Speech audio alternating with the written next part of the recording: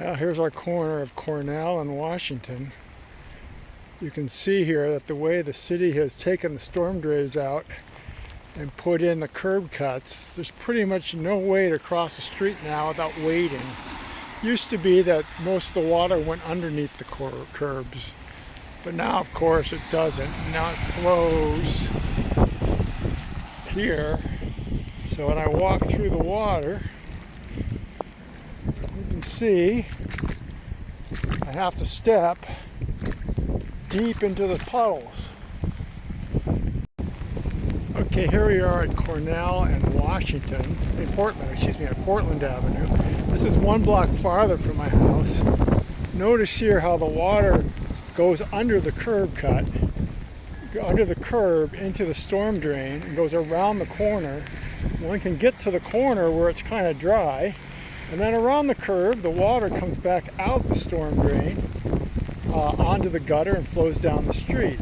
So now, still wheelchair accessible and dry for a pedestrian. What a difference. Thank you. Okay, here you are at Talbot in Portland. You can see the opposite corner's flooded. Not sure why the storm drain there isn't working.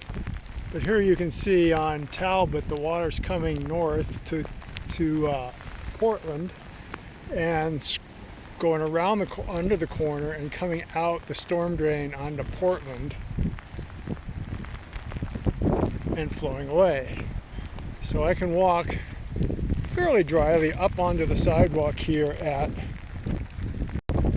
on this side. I don't know why, but probably a storm drain's clogged from too many leaves or something. Okay, here we are at Talbot in Washington. You can see here on the south side of the street that we have a large stream, again draining down the street.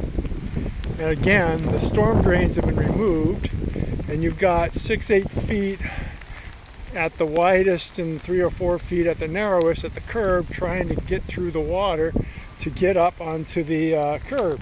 So here I am again, wading up to my ankles in water to walk onto the sidewalk. Very nice curb cut.